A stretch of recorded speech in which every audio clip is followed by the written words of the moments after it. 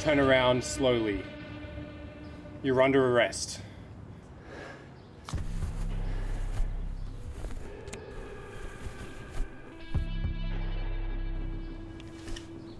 Damn it!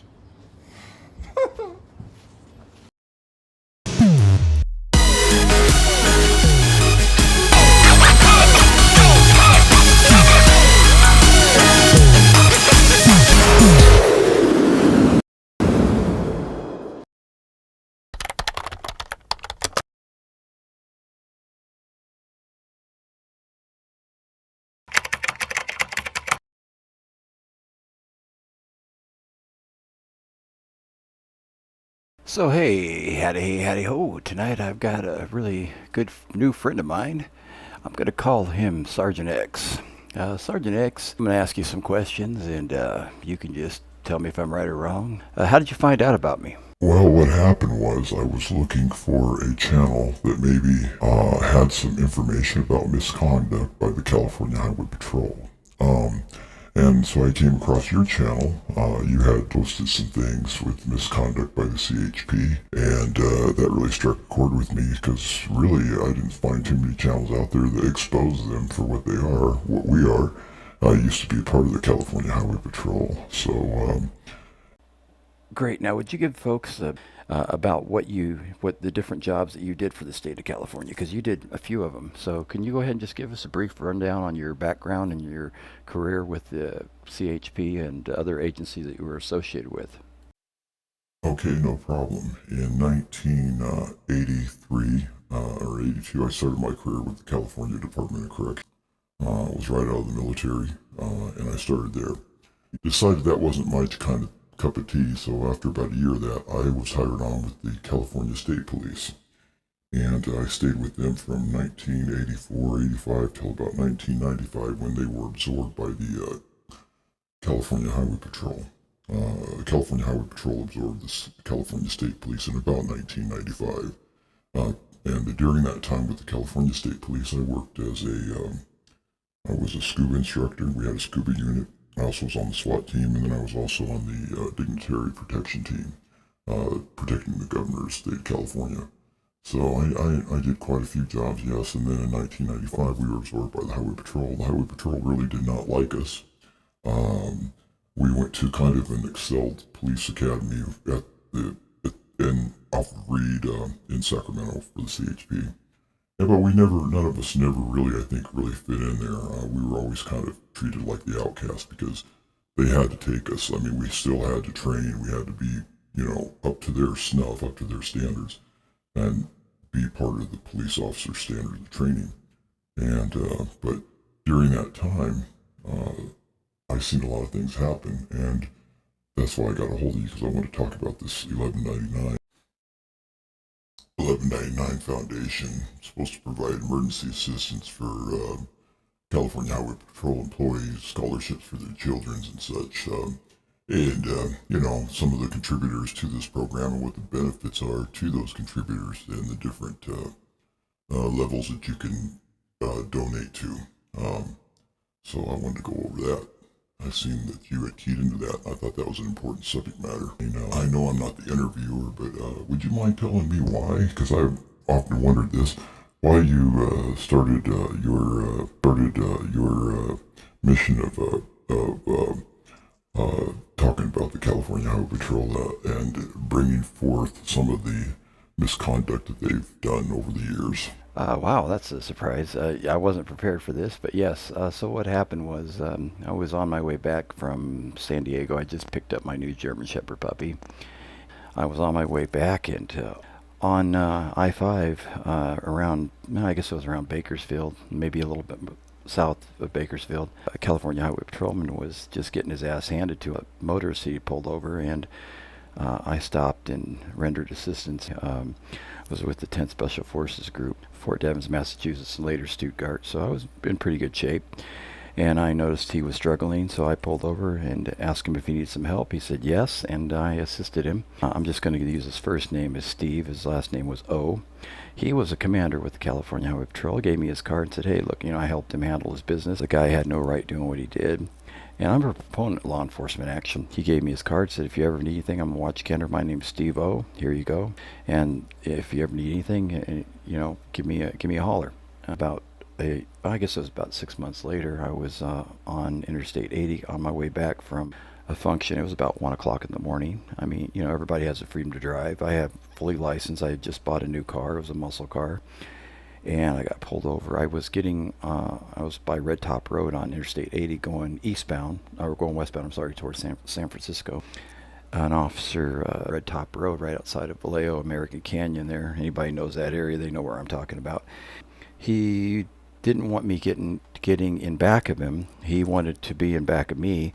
And I was trying to slow down so he could get on the freeway because I thought we were going to get into collision. So I slowed down. He didn't want that. He kept slowing down. So I just said, okay, I guess I'm going to have to get in front of him. I wasn't speeding or anything. Got about 2 miles down the road and there's a rest stop. And anyone, like I said, in those areas knows where I'm talking about. It's about 2 miles, maybe 2 or 3 miles due west of where this encounter happened. And he lit me up, pulled me over. And he said I was texting on my cell phone. So then, as he pulls me over, he said that I told him that, I said, matter of fact, about 6 months ago, I still had the guy's card in my car, even though I had just bought this car.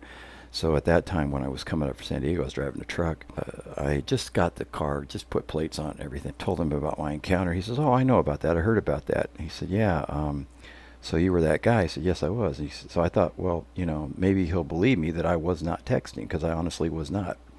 And he said, hey, listen, I understand that, you helped him out, but listen, I'm going to have to write you for texting on your phone, but I'm going to give you a break. As he said that, he's walking around my car. He wrote me for not having a front license plate, started arguing with me about my exhaust.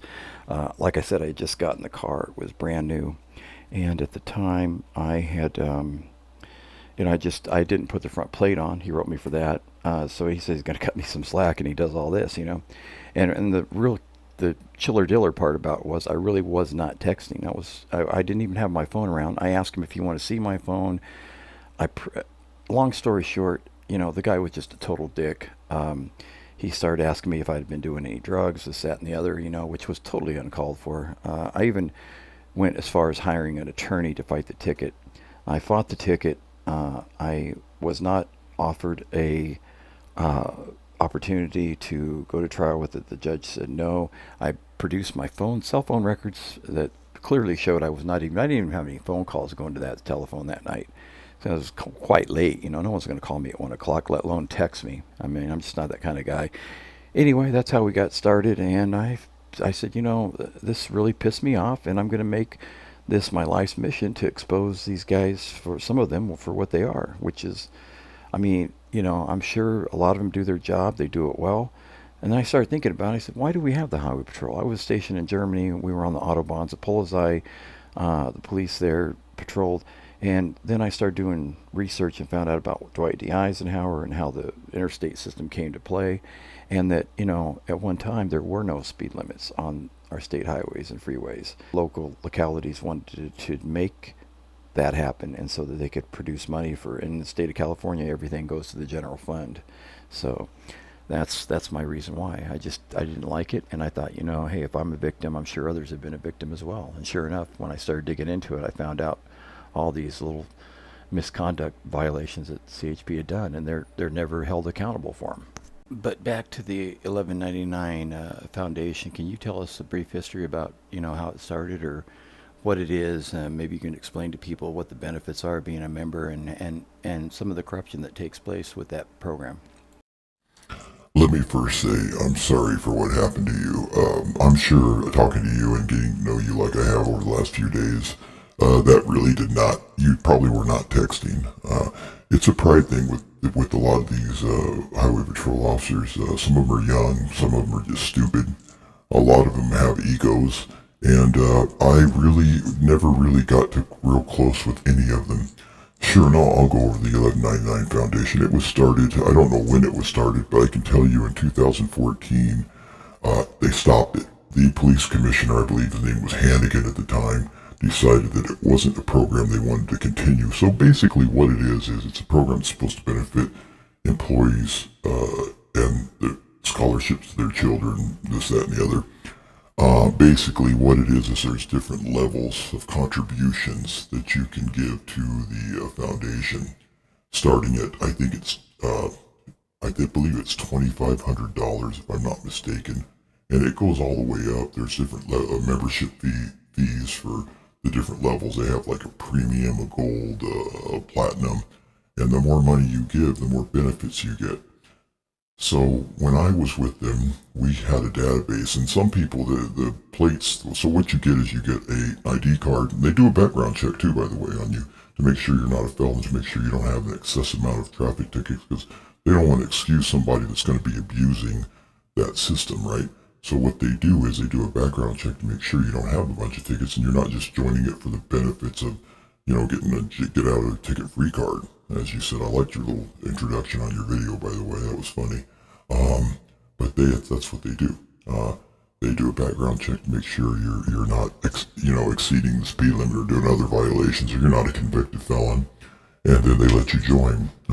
So there's a background check, and once they get done with that, they give you, depending on what kind of contribution you give them, they give you a license plate frame that says CHP 1199 Foundation on it, and you also get a membership card. Again, depending on the amount of money, I believe the minimum amount is $2,500 a year, if I'm not mistaken, and it goes up from there.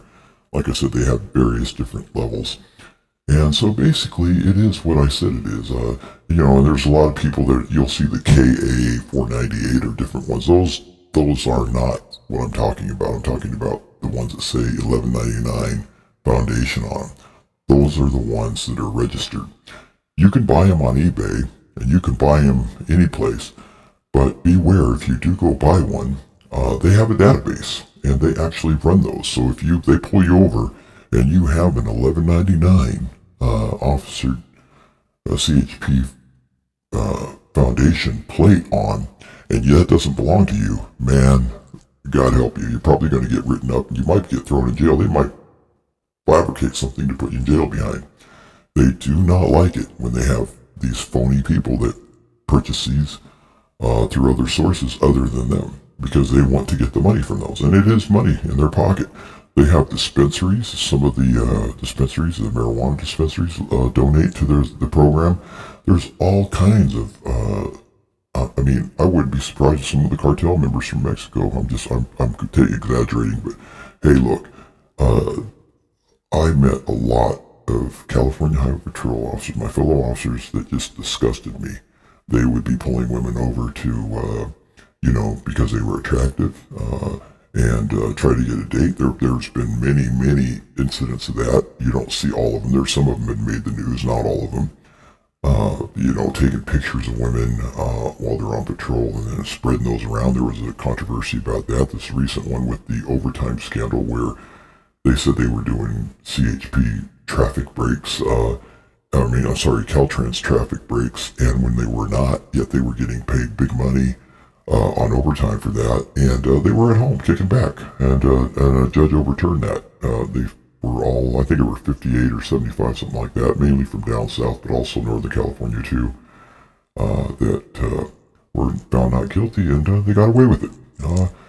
There's been all kinds of stuff going on, and I like the fact that your channel talks about some of the molestation that's going on with it's been rampant with them. They have had several commissioners over the past, I'd say, 10 years.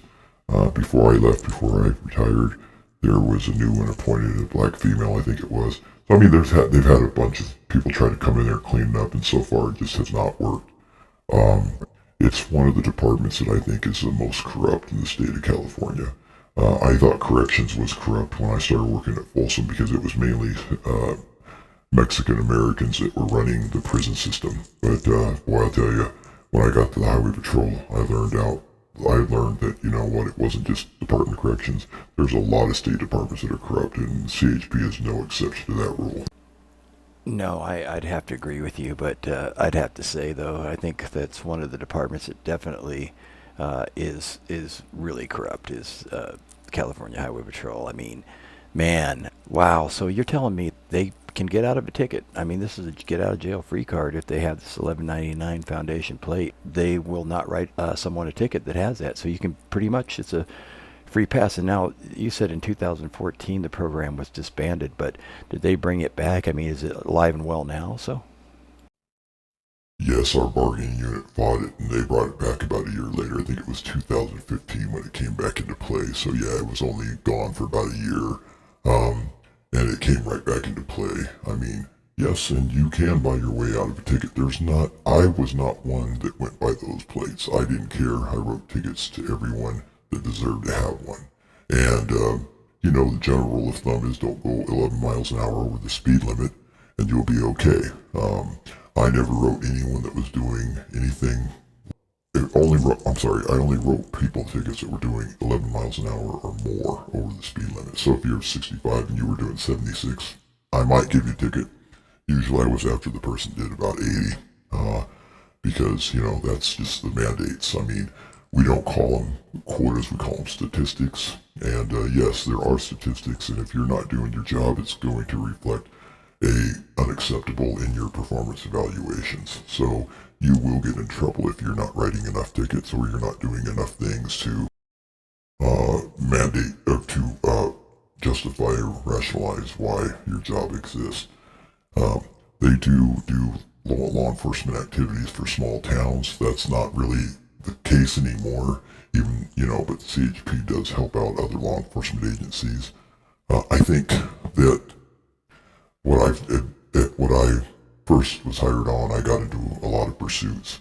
And even when I thought we shouldn't be pursuing people, that we were told to keep at it, even like when I was in Southern California, it was known that, LAPD and the LA County Sheriff's Department would not pursue, but yet when they got on the freeway, we were like hound dogs, man. We didn't stop. So all right, folks. Hey, if you guys howdy ho, if you guys liked my interview with Officer X, and I'll keep them coming for you. I just played a bit of the interview with you. We talked via phone, and he had no problem with me recording the conversation and posting it up here. If not, well, this is the last one. But I just wanted to get you out and let you know about this 1199 Foundation and hip you to the game, man. Howdy ho. Sharker Mad here, don't you know? Adios.